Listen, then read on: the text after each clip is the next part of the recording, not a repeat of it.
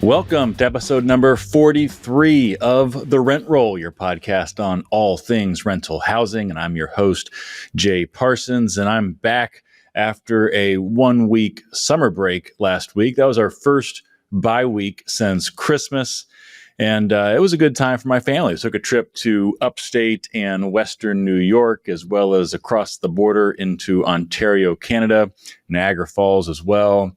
Had a blast, and I posted a little bit of a real estate-centric recap on LinkedIn about some observations from that part of the country and the country north of us. And if you're curious, you could find that on LinkedIn. But I'll share a couple things here just really quickly as we start. First of all, upstate Western New York, beautiful part of the country. Got to see the Baseball Hall of Fame in Cooperstown, and as a baseball nerd, really like that. That town is so special. It's like a time capsule of well-preserved Americana, and I'd recommend it to anybody, even if you don't have the taste buds for America's pastime, the great sport of baseball. Loved Western New York as well. I think those are some underrated cities. Reminded me of some of the historic Midwest cities as well. A really cool museum for all ages in Rochester called the National Museum of Play. I'd highly recommend that. And in Buffalo, I got to tell you, they lived up to the hype around the chicken wings, which, they don't call them buffalo wings, of course. The wings, I must have eaten 50 plus of them across a few different highly rated historic wing spots. And I got to say, now that I'm back home, I feel like if I eat wings somewhere else, it's going to be like eating Tex-Mex outside of Texas. It's kind of you just don't do it. It's not the same thing. And it really is a different experience up there. So if you like wings, that alone is worth going up to that part of the country. Speaking of not the same, I will share one funny moment. We're having dinner on the Canada side of Niagara Falls, and there's a local news channel on TV behind us at dinner, and we see this news alert scrolling across the TV screen with this ominous warning. It says extreme heat advisory, and it looks like the high temperature is going to be 30 degrees Celsius, and I couldn't do the conversion math in my head to Fahrenheit, so I Googled it on my phone, and well, what do you know? 30 degrees Celsius, it's 86 degrees Fahrenheit. And I live in Texas, where in July, 86 degrees is a beautiful day to be outside. And so, we snickered a little bit, and it kind of struck me, is this how Northerners feel when there's a little bit of snow and they cancel schools in the South? I assume it's the same thing. All right, enough small talk. Let's get into it. Today, we're talking about valuations for apartments and for SFR, and even a little bit of senior living mixed in as well. I'll share some data from a few sources to lay the groundwork on where we are right now in the cycle. And obviously, when we talk about where we're going, that's a tougher call. A lot of variables there, a lot of which we certainly can't easily control when it comes to things like rates. So brought in some big guns, the head of living sector valuation and advisory at Cushman Wakefield, Zack Bowyer. I'll ask him to opine on where values are today versus the peak, how much of that decline is shaped by interest rates versus the supply-induced rent reductions or downward rent pressures, especially in the apartment side of the rental housing space. And I'll also ask him to spill the beans a little bit on the secret sauce of valuation and what us lay people get wrong when we make assumptions. And in particular, I asked Zack a little bit about how he handles that delicate balance of telling people why their asset may not be worth what they think. So that's going to be a fun conversation, so stick with us for that. Before we dive in, I want to give a big shout out to our sponsors. First, to JPI, a leading apartment developer with the stated purpose to transform building, enhance communities, and improve lives in Texas and Southern California, and now moving to the Pacific Northwest and to the Southeast as well. And also a shout out to Waymaker, a multifamily investor group focused on attainable housing and Class A market rate apartments, partnering with best-in-class apartment builders across Texas and the Southeast. All right, so let's start off with, here's a chart. And so our first chart is, before I get into this, I want to quickly say, there's a lot of new apartment data right now, but I'm going to hold off on that until next week. We're going to have next week's edition is going to be focused on our Q3 U.S. apartment market update and outlook, sharing the latest data, latest forecasts, and bringing on one of the best in the biz, Matt Vance, the head of multifamily research at CBRE. So join us next week for that. Today, though, just a couple things I want to hit on. First, we've got the census data on housing starts for the first half of the year, and especially for June. So for those of you who can see my screen, I've got a chart for what the census reported for the month of June. And I've ranked from census data the most active Junes in the since 1990 for multifamily starts, according to the U.S. Census. And so, if you're not looking at this chart right now, you're just listening to this on your app. I want you to think, hey, where did June of 2025, fit in of all the Junes since 1990? These last 36 years. And if you're like me, you probably thought, it's at best maybe average, since we're factoring in the 90s and the early 2010s when there wasn't a ton of starts, maybe below average. And I think that'd be a reasonable guess.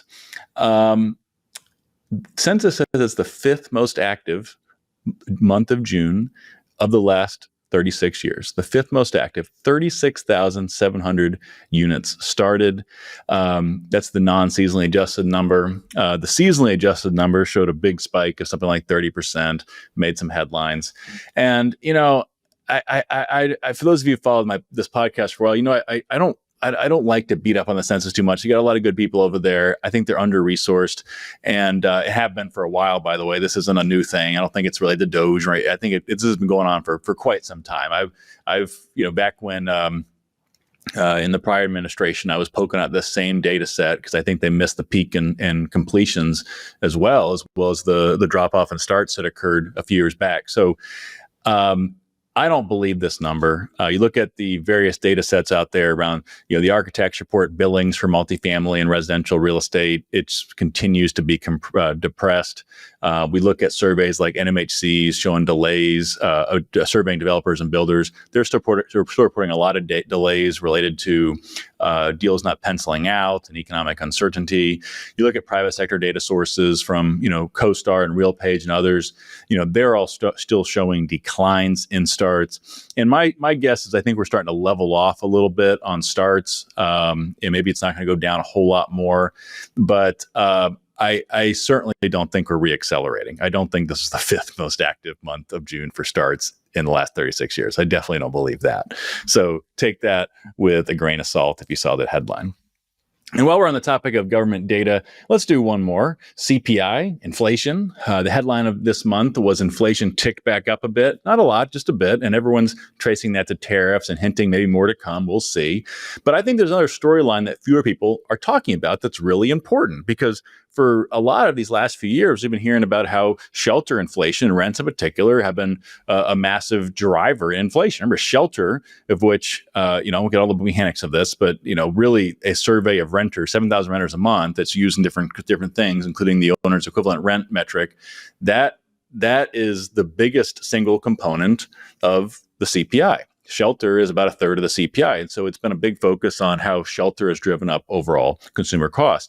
Well, now shelter keeps cooling, and it's putting, or the pace of growth in shelter is cooling, and it's putting downward pressure on CPI movement. So rent inflation in particular, that component of shelter, has cooled or held flat for 27 straight months, from a peak of 8.8% in March of 2023, now to 3.8% in June of 2025. And that means rent inflation is back around pre-pandemic levels again. And of course, a friendly reminder here that the way the BLS measures rent and shelter inflation is quite contested. I mean, it's deeply lagged, heavily modeled, focused on a tiny sample size. I think the private data sector providers show far more cooling than the BLS does, obviously. And many of you listening probably know that by now. But even if you think the data is junk, it's still a huge part of our government's official measure of inflation. And the fact that it's continuing to decelerate and counteract reacceleration in other parts of the economy, I would argue that's a pretty big deal. All right, so that's going to talk about inflation, and that ties into rates, and that ties neatly into our conversation today on valuation. So before we talk to Zack a little bit later, on where we are with apartment and SFR values, let's look at some of what the various data providers are saying. Green Street takes one of the more bearish views on apartments. They show weighted average values down 27% in their index since the peak, which would have been either late 21 or early 2022, depending on who you ask. CoStar in their capital value index, they're showing values down about 19%. MSCI Real Capital Analytics, last reporting I saw from them showed values down 19.7%, so pretty similar to CoStar. And what's also interesting is you look at these valuation indices versus pre-COVID. That's also an interesting comparison point. And Green Street and CoStar both show values basically around where they were prior to COVID now, or maybe slightly below that. And so in those indices, quite a significant loss to have wiped out the gains of 21 and 22. While MSCI Real Capital Analytics, they report values are still up around 10%. Looking at individual metro areas, the Midwest really stands out. That slow and steadiness, that didn't have the same acceleration at the first part of this, the early kind of post-COVID years, but have also not seen the same deceleration since. So according to Green Street, the Midwest stands out, and especially the Buckeye State, Ohio. They show Cincinnati, Cleveland, and Columbus all up around 20% since COVID, while still down about 10% from their peaks of 3+ years ago. So that's less than what we see others. And so they still maintain that post-COVID bump. And also compared to pre-COVID, they show San Francisco and New York with the biggest holes to fill, meaning values still further below pre-pandemic levels relative to other parts of the country. For SFR, it's a very different story, obviously. Green Street has SFR values down only 5% from their peak in Q1 of 2022. And get ready for this, they're up 48% since the start of 2020. And the top SFR market in their data has been Riverside, California, where values are basically double what they were pre-COVID, and they're up 5% over the last 3+ years. And of course, a lot of the SFR advantage on values is that high rates have been offset by relatively low inventory and sticky home prices driven by individual buyers. And so, it's worth a reminder that for all the negative headlines in the home buyer market, and certainly it's been soft, but it's not like it's fallen off the cliff. Zillow's index shows home values are still up 12% since Q1 of 2022. Back when we started to see, upward rate pressures, and they're up 45% since pre-COVID, which basically matches what Green Street has for SFR values over that time. So again, that's the individual buyer pool is certainly kind of propping up the market, even if it's not a super strong home buyer market right now. So we'll talk more with Zack about this later on, get all his thoughts on this, and more broadly, again, how he thinks about valuation, where we're in the cycle, the components of value, and a lot of other good stuff. But next up, rental housing trivia.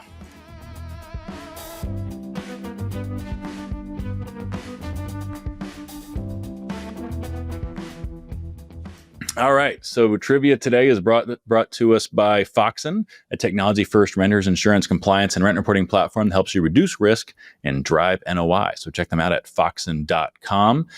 Today's trivia question is, Zillow lists 15 major MSAs where home values are up at least 50% from pre-COVID era. Which is not one of those 15? So we gave 5 choices. Which of these is not in the top 15, up 150%? Charlotte, Cleveland, Denver, Hartford, or San Diego. So different parts of the country. Which one? There's only one of those where values aren't up at least 50%. And by the way, I didn't try to make this too cute. Isn't that the one that doesn't belong? It's not like it's up 48%. I'm not going to split hairs like that. It's one that clearly doesn't belong with the other 4, according to Zillow. So which one is it? Charlotte, Cleveland, Denver, Hartford, or San Diego? We'll give you that answer in a bit. Next up, in the news.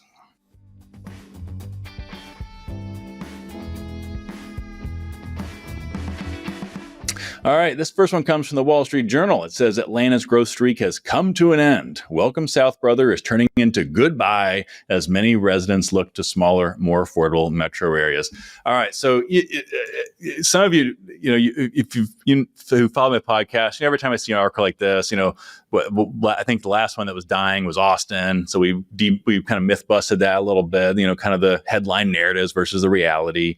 And of course, this article's got all the Atlanta heel riled up and kind of for good reason. So let's put a little perspective on this one. First of all, the article in the case of this particular article, it's not based on just anecdotes of, like people who moved to Austin and then, that's all like these tech bros who decided, oh, wow, that's actually too hot in Austin, I'm moving back to California. This isn't being fed by anecdotes, although they have a few in the article to support it. It's really pegged to census data that shows that domestic migration went slightly negative in Metro Atlanta last year. So that's why we get these headlines like this. But is it really? And is that really what's happening? And as usual with this type of thing, I think it's well, number one, it's oversimplifying something, which I'll get into. And number two, I'm not sure that data is actually right anyway. So I picked on the census earlier with the construction start stuff, and now I'll pick on the census a little bit more here. But obviously, they still play an important job. I don't pick on it too much. But first of all, let's just have a little context here. It's not like Atlanta was on fire, nonstop, rapid growth for years and years and years, and then just stopped last year. The truth is, as anybody knows, Atlanta knows this. Atlanta's boom years were 20 plus years ago, especially 1980s, the 90s, early 2000s. For anybody who grew up in the Southeast in the 80s, 90s, and early 2000s and wanted to live and work in a big city, but stay somewhat close to home and stay in the Southeast region back in that era, Atlanta was really your only option. But today, Atlanta is competing with places like Charlotte and Raleigh and Nashville and Orlando and Tampa and Jacksonville. Plus, you have a lot of smaller emerging markets like Charleston and Greenville and Knoxville and Chattanooga and Huntsville, et cetera. And that didn't happen overnight. It's been trending that way these last few decades. And as Atlanta has grown out and, starting to have infrastructure issues, more, longer commutes and all the other things that come with that, we've seen these other cities that have become the fast-growing darlings of the Southeast, and Atlanta sort of matured into this, again, more mature, more economically diverse, large market. And so it's not a boom town anymore, but it hasn't been for quite a while. And still, though, Atlanta is fine. I think it'll be fine. It certainly has its issues right now in the rental housing space with a lot of supply hitting the market. We've had some fraud issues over the years, of course, that everybody in Atlanta knows very well. But they're also still seeing a good chunk of demand, especially in the more desirable submarkets for both SFR and for apartments. So, long term, I think Atlanta is going to be fine. But secondly, let's talk about this funky census data. We can buy that the growth rate is slowing in Atlanta, but did it really go negative? I'm skeptical. I've been skeptical since that data first came out. And thankfully, my friends at John Burns Research and Consulting were skeptical too. And unlike me, they put in the real legwork to investigate, and they're calling BS on the census. Eric Finnegan at John Burns wrote this on LinkedIn. He said, our migration dashboard on Atlanta based on change of addresses through May of 2025 shows some important differences with the census. And I'm just going to give you three of them. He's got more in this article. He says, number one, net household moves into the Atlanta MSA slowed through mid-2024, but never flipped negative. The slowdown is most concentrated in the inner counties of the Atlanta Metro Division, which is a smaller part of the overall MSA. And number three, however, the Marietta Metro Division, also part of the Atlanta MSA, has been strong before, during, and after the pandemic. And then just my own commentary here, that division covers much of the still growing and I think attractive northern suburbs of Atlanta that have attracted a good bit of development interest and also investment interest. So well done, Eric. Good work. And I think also it's a good reminder for rental housing investors, developers, operators that even if Atlanta's growth rate has been slowing in recent years, recent decades, it's not as bad as these headlines suggest. And furthermore, there's always going to be pockets of opportunity in certain submarkets and neighborhoods that are bucking that broader trend and still growing.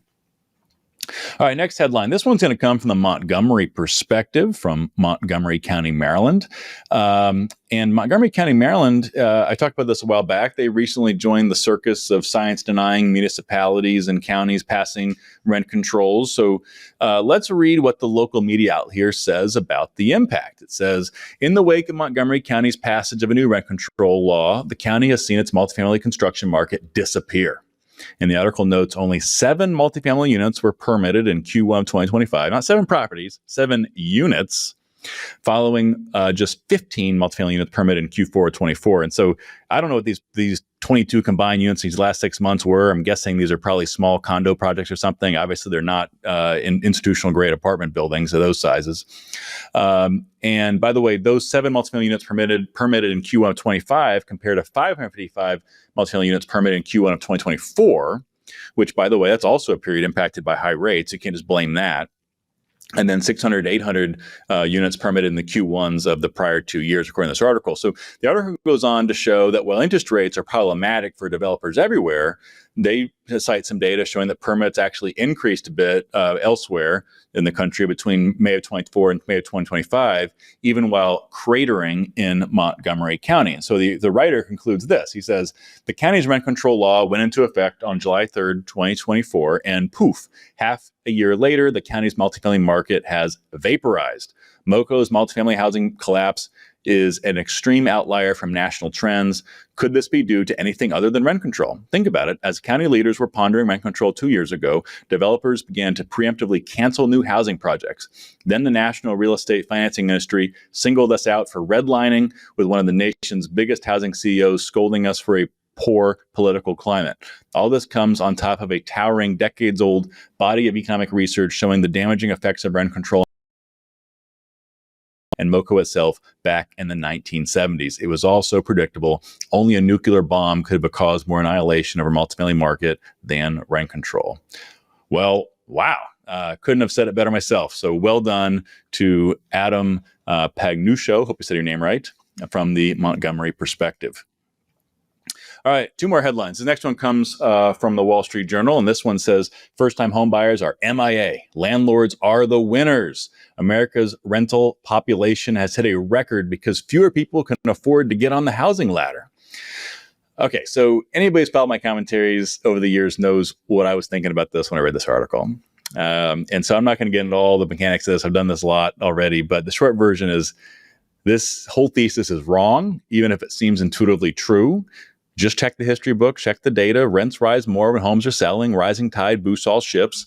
Rent growth today is below normal for both SFR and for apartments. And yes, when people are unable to buy homes, renters are more likely to renew their leases. We see higher retention rates, but that's just one data point that impacts NOI and values. The downside is reduced economic growth, reduced household formation, which means it's a tougher market to backfill vacancies and achieve rent growth. And that's why even today, SFR, despite all these, supposed demand tailwinds of fewer people buying houses, they aren't seeing much rent growth at all.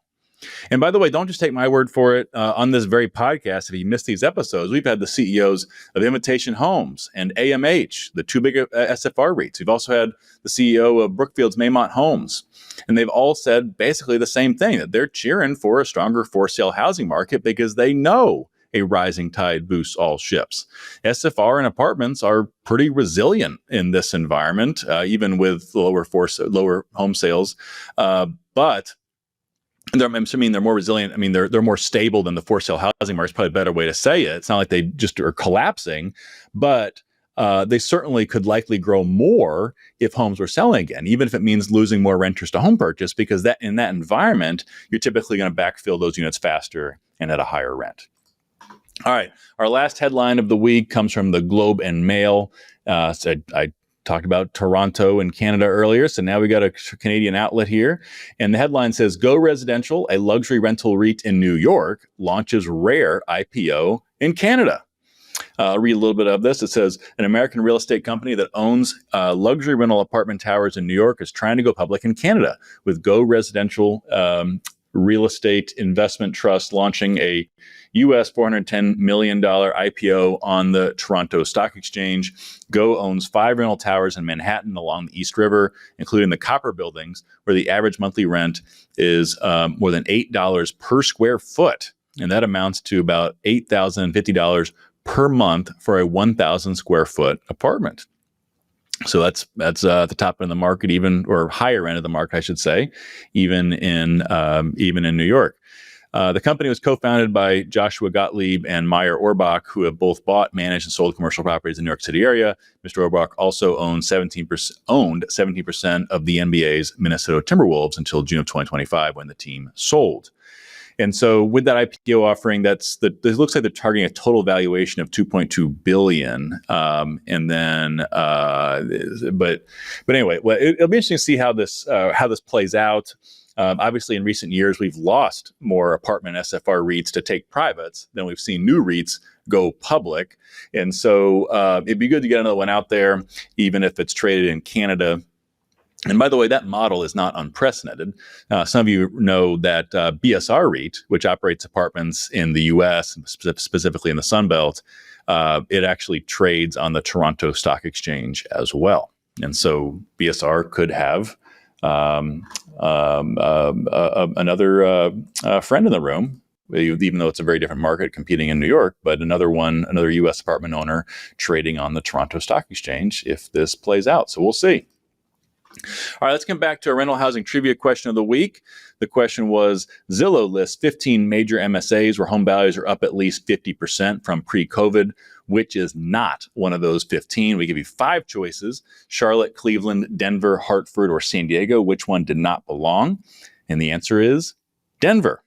Denver did not belong in that group. It's actually among the weakest of the nation's top 50 markets over the last 5+ years, according to Zillow. Now, of course, weak is relative when it comes to home values since pre-COVID. Home values in the Denver metro area are up 31% since pre-COVID. The only big markets, in terms of top 50 markets below it, though, are Portland, San Antonio, Minneapolis, San Francisco, and New Orleans. So kind of a random list on the surface in terms of regions of the country. On the flip side, since pre-COVID, Zillow's top 3 markets for home appreciation are Hartford, Connecticut, Miami, Florida, and Charlotte, North Carolina. So also 3 very different markets. There you go. All right, and that'll take us into today's interview. We've got with us one of the gurus on rental housing valuation, Zack Bowyer, Executive Managing Director and Head of Valuation and Advisory for the living sector at Cushman Wakefield. And he was gracious enough to come and see us in studio all the way from Boston, Massachusetts, because what better time to visit Texas than in July? So please welcome in Zack.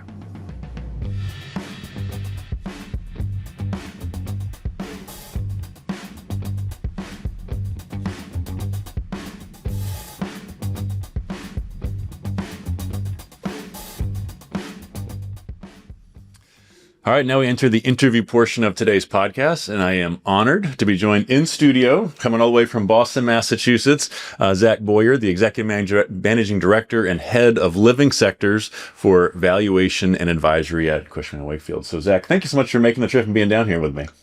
Jay, I'm thrilled to be here. Thanks for inviting me. So let's get right into it. You know, I always like to ask people, how'd you get into this? And specifically, how did you get into commercial real estate valuation, in particular, developing a passion and a focus for the living space? Yeah, so most people tend to fall into the valuation business by happenstance. I'm one of them. I grew up, my family is in the restaurant business. We own and operate restaurants throughout Florida. So I grew up, started college thinking that would be my progression. And after spending a couple summers working in the restaurants, I realized it's a very exciting industry, but not one for me. So tough business. It's a tough business. It's a very tough business. So I followed my other passion into commercial real estate. So graduated in 2002, had a degree in finance, a minor in economics from the University of Florida, and started on the commercial lending side of real estate with a small bank down in Tampa. So that was 2002. So you remember the dot-com bubble. all the Heck of a time to start. heck of a time to start. Yeah. A lot of consolidation with the bank. So within 2 years, the same bank changed names from Southern Exchange Bank to Fifth Third Bank to First National Bank, which is around the time a boutique startup firm specializing in senior housing and healthcare valuations came and offered me a job. And at the time, it really, listening to kind of the valuation, the appraisal business, I had my one passion being commercial real estate, and it caught the attention back to the entrepreneurial side, where specifically senior housing, a lot of that valuation is driven by the encumbering business. So it really combined that entrepreneurial with the commercial real estate side. So I made that leap, spent, 7-8 years with them, opened an office for them in Boston, which is around the time CBRE came calling. At that time, they had a really robust senior living business on the capital market side. They didn't have that business on the valuation side. So I went over there. I spent the next, call it 7-8 years building out that platform, which a lot of fun, a lot of hard work. Yeah. And from there, I kind of had the decision to make. Do I want to hit cruise control in my career or continue to challenge myself to grow? I chose the latter, ultimately landed at Cushman Wakefield around, I guess it's been a little over 3 years now, to help lead and grow their multifamily business on the valuation side. We call it the living sectors, which is essentially our global moniker for multifamily, but it also includes the subsets. So student housing, Built to rent. Yeah. Of course, senior living, which will always be near and dear to my heart. And then I think I said student. Yeah. And then, so there we go. Well, you mentioned kind of stumbling into valuation. I think that almost 90% of people I talk to stumbled into commercial real estate, specifically apartments. But I find very few people, or senior living, multifamily in general, very few people grow up thinking, man, I'd love to be in multifamily housing, or single family rental housing, unless it's in your, family history. So, I want to ask you, these last 5 years since COVID have been crazy. And I remember, for me, if I think back to like that 2010s decade, I think for people like me in research and probably people like you in valuation, I don't want to say there's always challenges, but it was it was a pretty steady market. Obviously COVID changed everything. So I'm curious to ask you, what have these last 5 years been like? This roller coaster from COVID to inflation that we saw afterward, the big boom, the valuation spike, and then the uncertainty, and then the higher interest rates, and now the slowdown in the capital markets. What's that ride been like for you? Yeah, so I'd say for starters, it's been a blur. I would say the term roller coaster is an understatement. Yeah. So, I mentioned 3 years ago, I came over to help lead and build. At that time, multifamily was absolutely on fire. That was the peak. So in my mind, this is going to be a pretty easy job. Let's go. About 6 months into that, interest rates started going up. Supply started, that pace of delivery started picking up. Property market softened a little bit. And, it quickly learned we had to, roll up our sleeves and actually do some real work to grow the business. So, on the valuation side, data is key. And the way we kind of step back and look to approach the business as we looked at that as an opportunity to grow. We expanded our service offerings. We brought in a market leading assessments team to now offer property condition reports, environmental studies, but ultimately I would say we really wanted to lean in on the data that we were getting on the, through our valuations, and really try to bring that back to the market to help, create more certainty in now a very uncertain and volatile market. Yeah, no, that's been tough. I'm sure y'all done as good a job as you can with that, given the market that we're in. So we're talking about valuation. I'm sure the one question a lot of people want to ask you, and I'm going to ask you, is where do you think we are on multifamily and BTR, SFR values right now relative to the peak? How much has it dropped? And so maybe come back. Yeah, I'd say, broadly speaking, peak to trough, probably about anywhere from a 10 to 20% decline in valuations. And you think we're back up a little bit? Have we bottomed? Is it?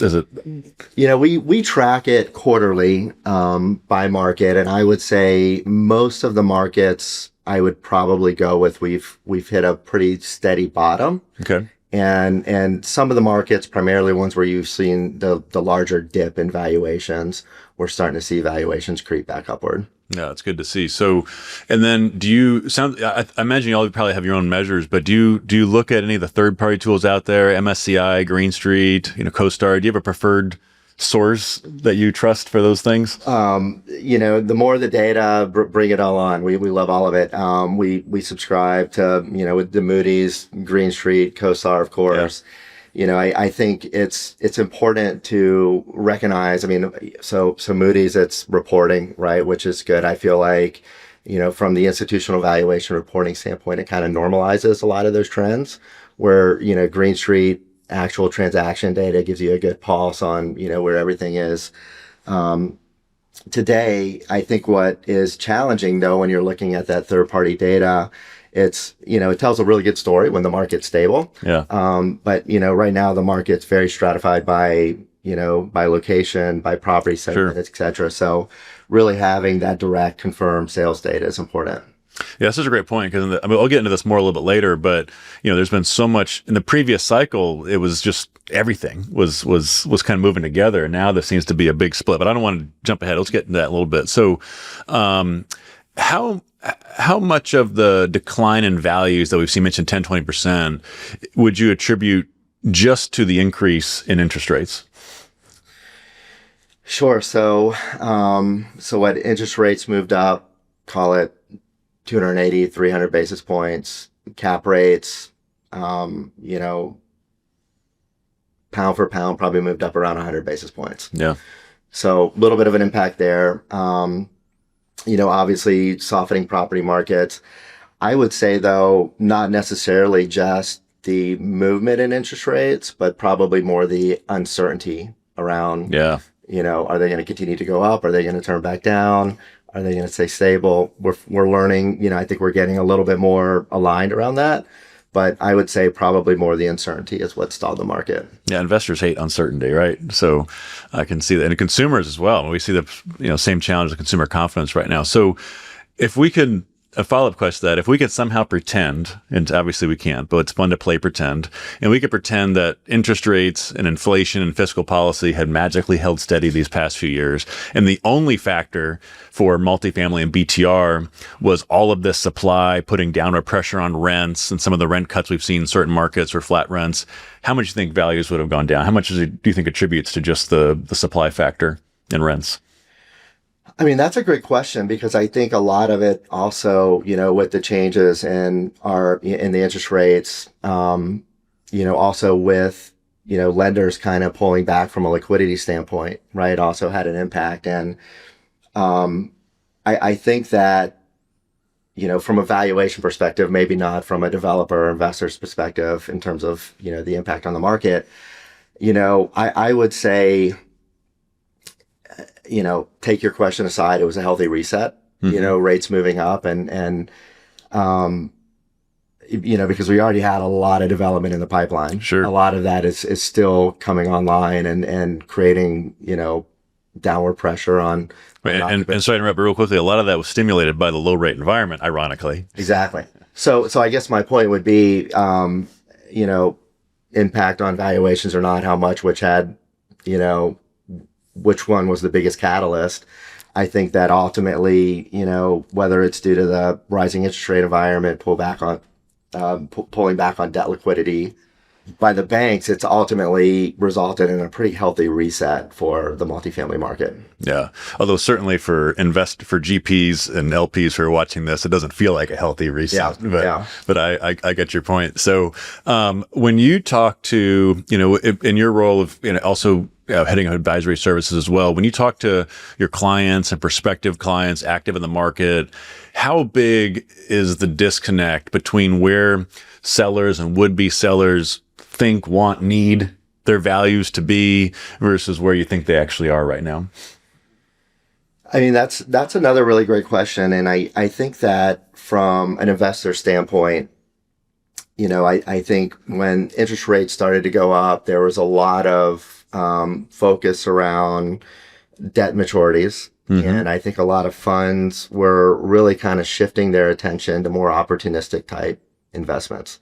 So they were looking for significant discounts on the pricing. Whereas if you're an owner, you're looking at it, okay, we've got a lot of supply coming along. We still believe in the long-term fundamentals of the market, and we just need to kind of weather this storm a little bit. So, I would say it's probably more of a disconnect in strategies as opposed to a disconnect in pricing. So, they're holding on, they're weathering the storm. And I think that they and the market broadly believes that the tailwinds on the property market side are strong. And I think, as that plays out, the pricing, will start to come back together. Yeah, it's interesting because it seems, especially, maybe not so much now, but earlier on, there's so much capital out there thinking that see these massive cuts in prices, distress, great real estate that was, massively discounted at distressed prices. But I guess they're not really seeing that in real life, in reality, right? Right. And so is that the biggest kind of disconnect right now between buyers and sellers? Just the expectation that pricing should be better than it really is? Is that the real challenge? Yeah, I mean, obviously it's so hard to get deals to pencil, right? When you're paying so much for your debt and you're looking for X return, and that owner is opting to hold on to, well-positioned properties, right? And so if you want it, you're going to have to pay the price that they think they can get a year or two, maybe 3 years from now. So yeah, I mean, I think that, I mean, it was a great narrative, right? When interest rates started going up, that, hey, this is a great time to recycle capital back in at a lower basis. And, a lot of investors shifted their attention accordingly. And, to your point, it just hasn't quite materialized to that level. When a kind of related question is, when you talk to your clients, what do you find, or even just more broadly, let's just say the market to GPs and sponsors out there, what do you find is the biggest, or let me rephrase that. What do you find most of us just don't think about in terms of valuations? Like, we think about the value, like, I think my asset's worth this, but are there common variables? Think, okay, well, you're not considering X, Y, and Z. Do you see any patterns there? That's a really good question. I think that, I think in terms of common variables is there's, again, and I hate to be super repetitive. No. But, the narratives around, the interest rate environment, pricing dislocation, people are really kind of zeroed in on that from, a buyer standpoint. On the other side, the ownership standpoint, really leaning into, again, stronger, longer term property market fundamental. So I think from a valuation standpoint, the way I would answer that question is it's so much more critical now to really look at this specific property, the specific market that it's in when you're doing your underwriting. Yeah. And ultimately something's worth what someone's willing to pay for it, right? So, James Ray from MetLife was on the podcast recently, and he made a comment that got a lot of people, a great comment that got a lot of people engaged with. He said, cap rates are BS. And his point was that too many people just want to slap a cap rate on something to gauge value, based on some cap rates for comparable properties, some comps. But he's just saying, hey, that doesn't work. You kind of, to your point, Zach, was that, hey, you got to look at the individual property, the individual market. And he was saying that you really have to build the DCF for the specific deal. So my question is, do you see that same problem in the market? Do you agree with James? So I listened to that podcast. It was a fabulous podcast, and I think there were a lot of other kind of news blurbs to follow that comment.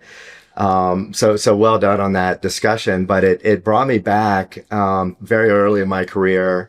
Chris Census, he's the late Chris Census. He was a fund manager at AEW, and I bet I was 6-7 years into Valuations, and I had happened to stumble into a dinner with him. And for those who know Chris, he's very opinionated. He's one of the brightest and just thought leaders that I've ever had an opportunity to get to know.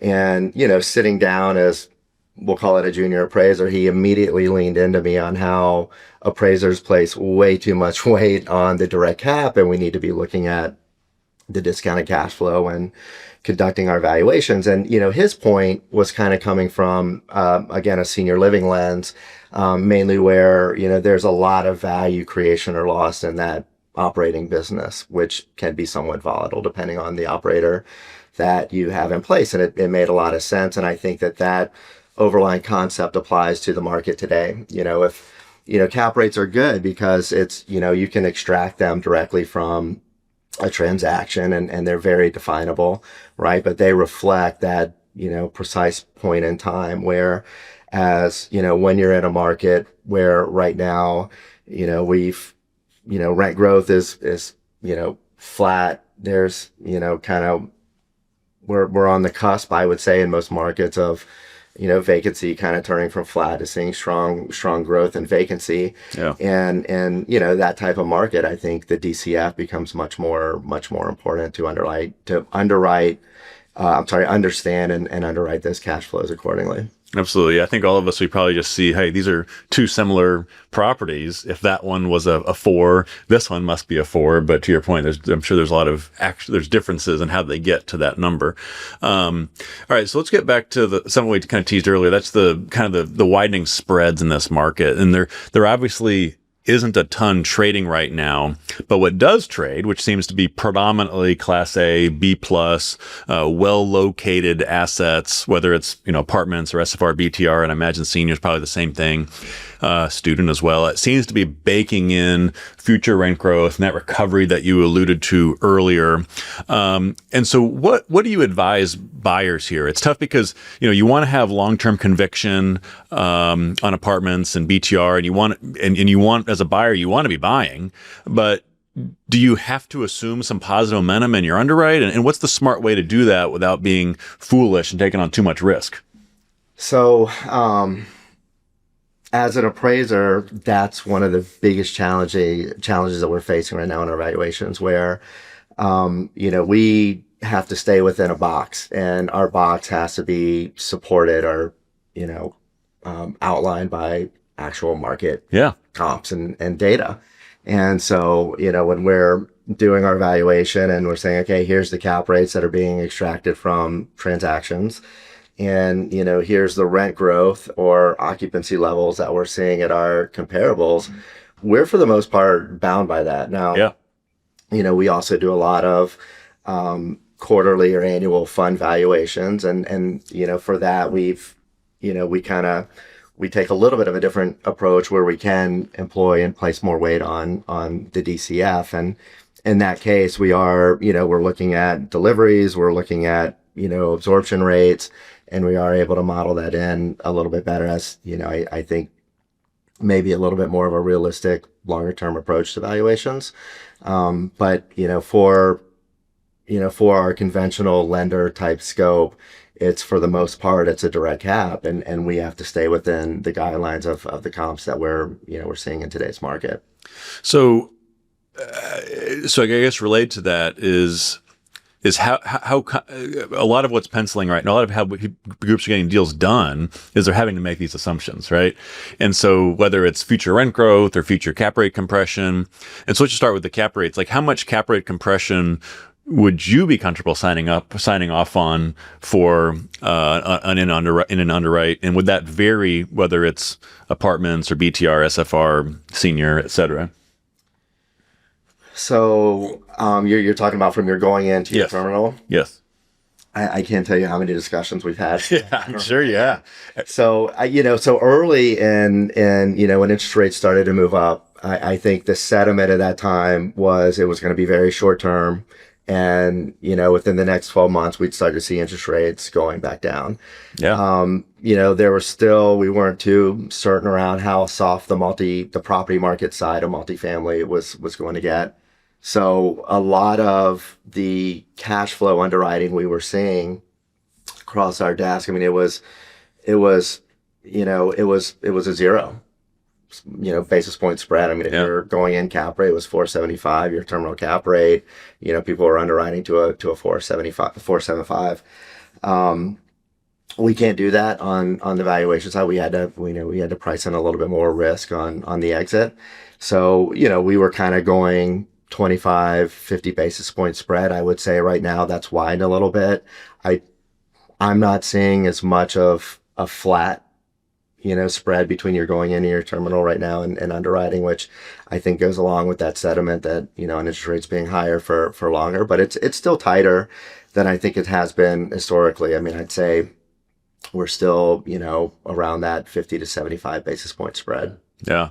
And what about on the rent side? I mean, what I'm kind of anecdotally hearing and seeing is other groups will say, okay, year one, there's no rent growth, but you maybe 26, 27, 28, we are going to assume a little bit above average, instead of just the 3% everybody throws on stuff, maybe we're assuming a 4. Yeah. Is that when you see that, are you okay with that type of thinking? So again, I mean, it makes a lot of sense when you look at, property market fundamentals. I think if you're looking at absorption for multifamily, we, last quarter was, in terms of units absorbed, highest quarter recorded in over a decade. Yeah. Still a lot of supply being delivered, but I think, the second half of the year, that's going to slow down quite a bit. And, we tend to think that a lot of the markets are going to shift a little bit quicker than most people expected in terms of flat to, maybe a little bit of a hockey stick in some. I think, again, depending on the scope and the client, if I took that off the table, I would say absolutely what you just suggested is how you would approach evaluation. Yeah. Again, the challenge for us is we have to stay in the box, and probably even challenge for the market too, when they're looking at it and they've got that conviction, and then, we're doing the valuation for the bank as part of that transaction. So, on the fund side, we model that in. We have a lot of discussions, and we place a lot of time we take a lot of time trying to understand how that volatility and call it maybe a rebound would look like. On the banking side, the way we're starting to lean is in markets where we do have more conviction is we'll just kind of normalize back to, which is also somewhat interesting, that standard appraisal 3%, year over year rent growth. Yeah. And just normalizing it out.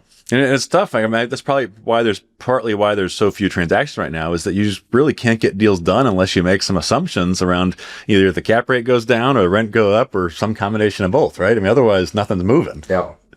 Kind of a chicken or the egg type deal. Yeah. All right. So values let's get a little more into kind of the composition of what's trading. And we're seeing the values for well-located newer vintage apartments, and I think BTR as well. That seems to be stabilizing. And tell me if you disagree, but I think in some cases we've seen what's traded. Maybe even there's in some markets, some cap rate compression again. And this, obviously, at this point, I think this is well known. A lot of buyers, particularly institutional buyers, there's demand for well-located, newer vintage stuff built in the last, 10, 20, 30, maybe 30 years. A lot of renter demand for that product as well. And so for that sector, the main headwind really is supply and rents. But as supply comes down, of course, the thesis is that rents come back up. So to me, the real question is what happens with the older vintage, not well-located stuff, the busted value adds, some rent roll issues, delinquency issues in some cases, the true Class C, B minus. As you know, the cap rate spreads had tightened pretty significantly back when you joined Cushman, right? Like there wasn't much spread there. Now they're coming back out and widening again. So my question for you, and it's sort of a long ramp up here, my question I want to ask you is how far does that spread need to be for these older deals to be more attractive for buyers and for lenders again? Yeah.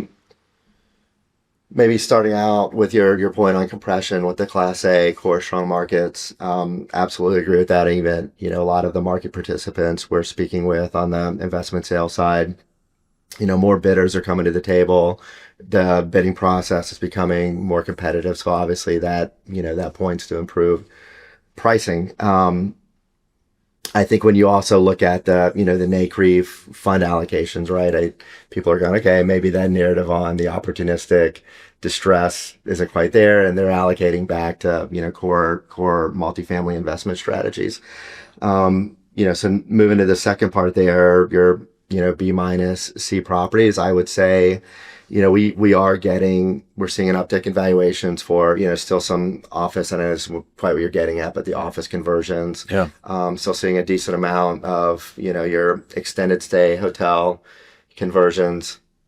I think of a lot of the lenders, our banking clients that we're speaking with, they've spent, the past year plus really, managing, loan extensions and really working with their borrowers in a very good way to help keep that market in place. And now they are starting to pivot a little bit to, okay, now what do we do with these, B minus C properties, or, where, to your point, the spreads were super tight, maybe somebody overpaid, and, it's not quite working out. So I think we'll see a little bit more of that come to market. Depending on how much, it might soften the market a little bit more. I tend to think that, if you're looking at what you described, older vintage, softer market conditions, I think you're still looking less at the cap rate at this point and more at your basis. Maybe we get to a point where that can help solve kind of that middle market affordability. And maybe we will. I mean, time will tell, but maybe we will see a little bit more of a softening in that segment. All right, so you mentioned something I want to follow up on. So these lenders who on these deals, they've been doing extensions and workouts with, but some of these deals at some point they're not going to work, right? You could probably, no matter how long you wait, unless you're waiting decades, maybe that's exaggeration. So how much do you think that actually shows up in the market in terms of whether it's taking back the keys or it's just kind of forced sales? Like, how are we going to see that kind of wave? And if so, when? Yeah. So, if you look at,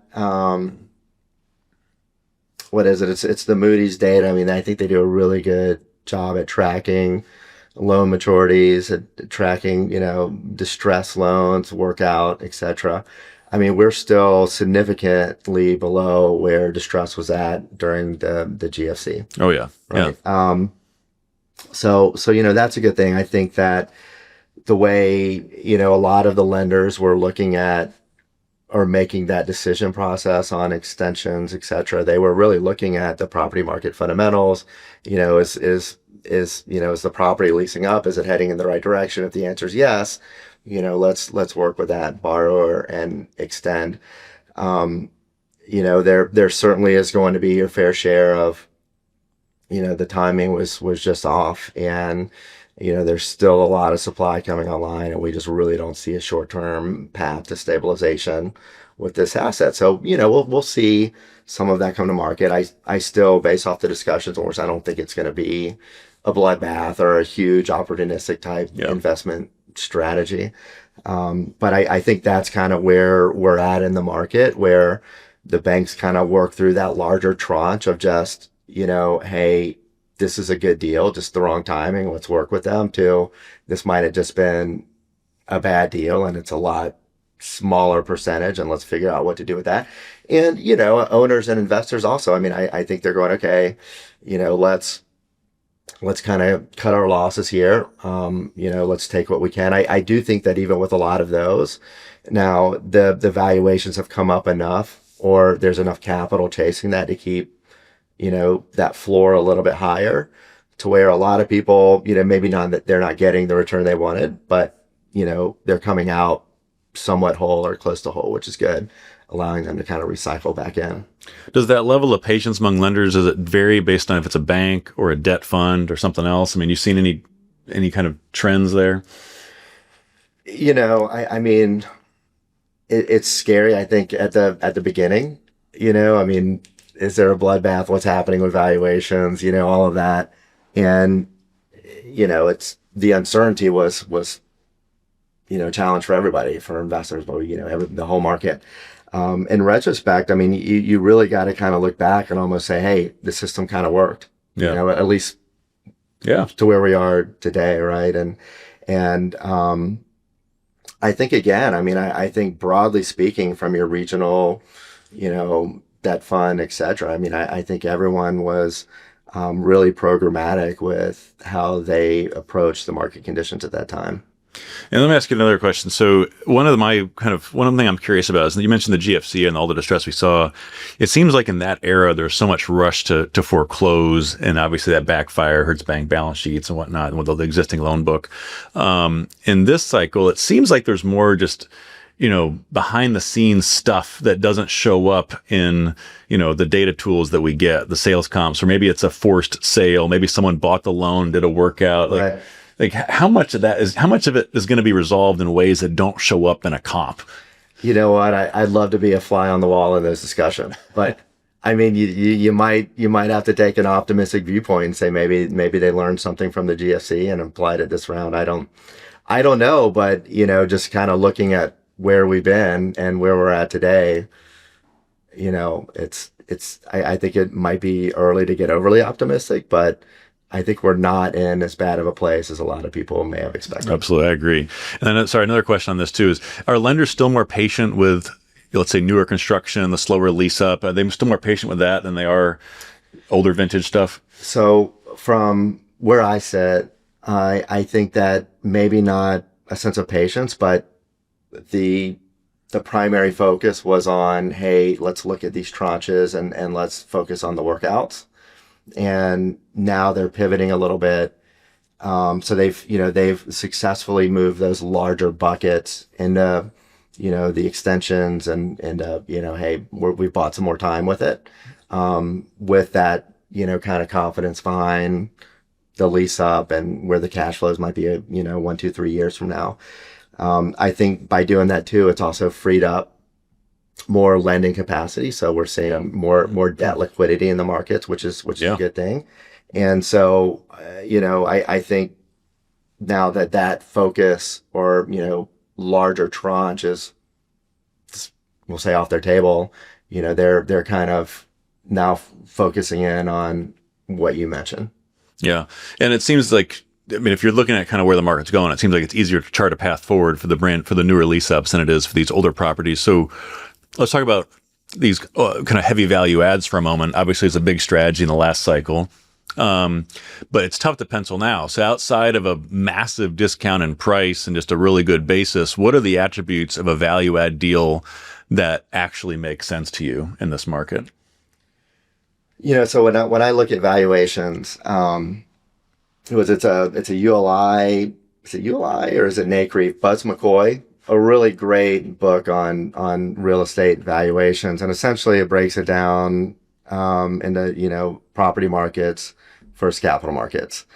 And I've really applied that perspective to how I approach valuations for my business. And so you start by looking at where is there certainty, where can I apply various analytics to my underwriting, and I think that right now, while it might not feel like there's a lot of certainty, I think that the data is going to continue to show really good strengthening in our property market fundamentals. So I think how that plays out, it'll help kind of offset some of the pressure on the cap rates and the capital market side, and I don't know, will values be back up 20%? Probably not, but are they going to dip to a level that again creates a bunch of distress in the market? Probably not as well. The one thing that I kind of, your question made me think of is, so we're in, a lot of people, I've been doing valuations for, hard to believe, almost 20 years now. Yeah. And been through, a few cycles. Yeah, a few cycles. But, the one that we really haven't been through is a market where there were very high interest rates for an extended period of time. And you got to get back to the early mid 90s, to see where interest rates were elevated for an extended period of time.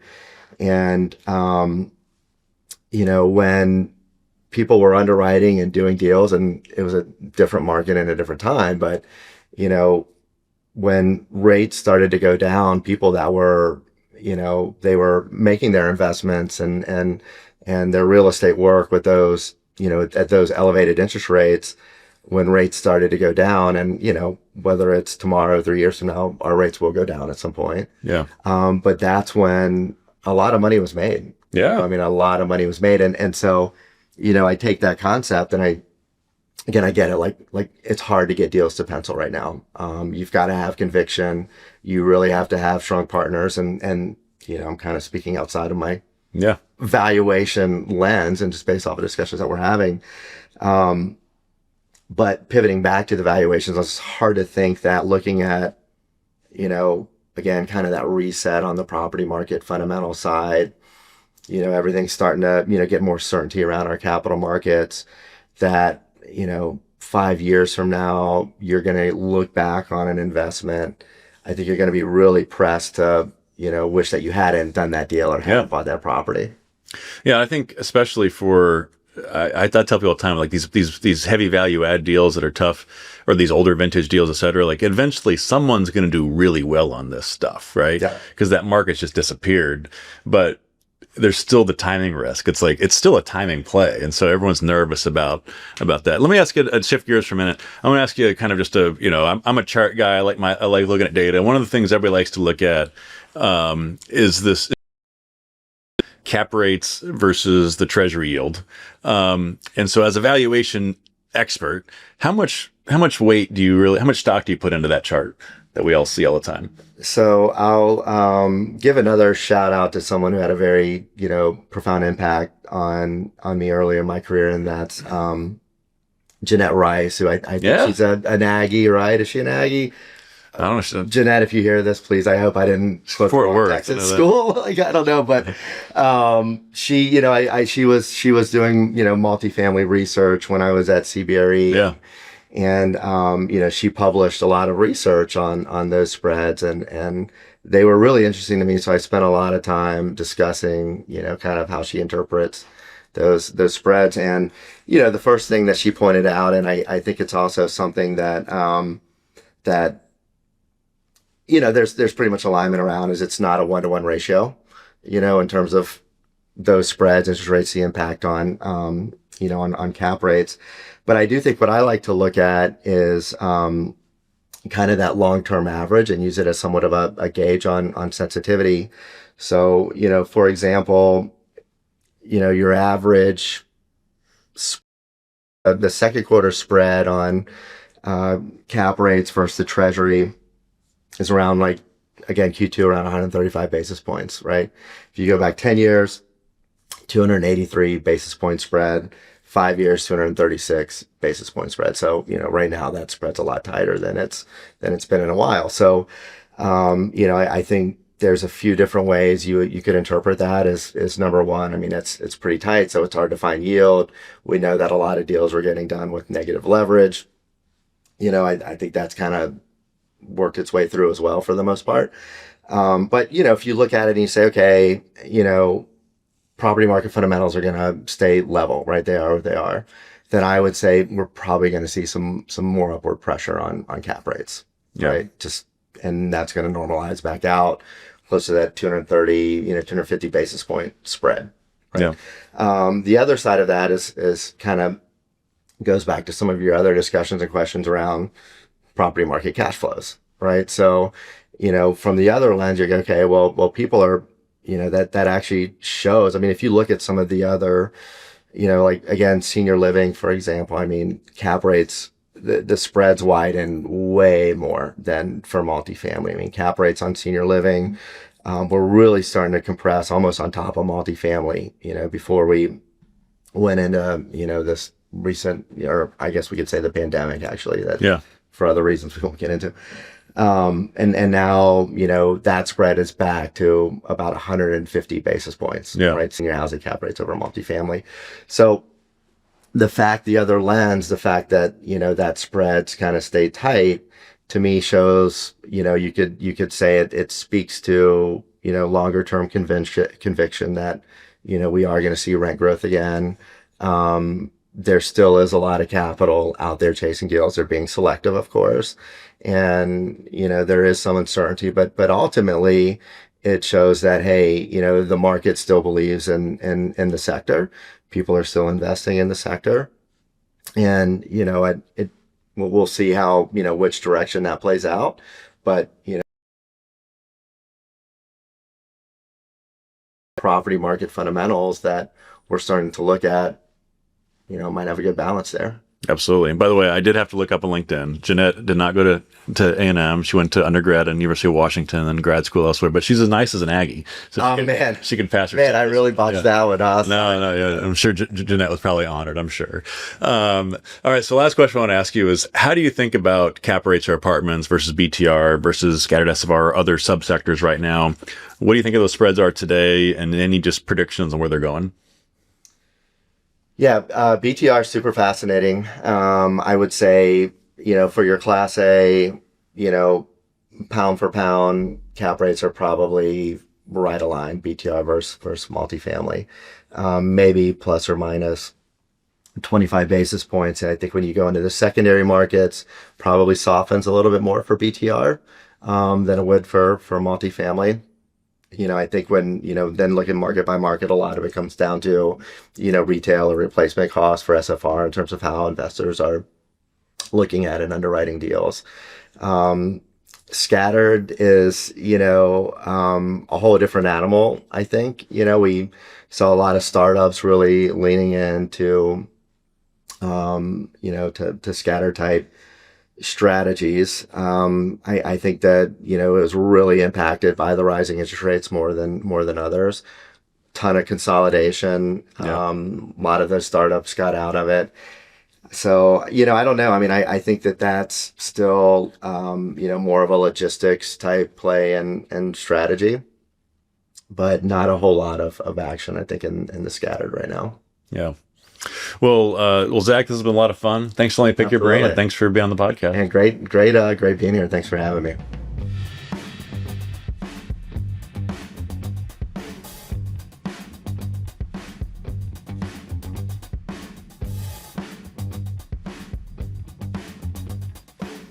And that's a wrap on episode number 43 of The Rent Roll. Thanks to Zack for visiting with us to talk valuations. Thank you again to JPI, to Waymaker, and to Foxen for sponsoring today's episode. And thank you to all of you for spending part of your week with us. We'll see you next week as we talk about Q3 apartment market update with CBRE's head of multifamily research, Matt Vance. Hope to see you then.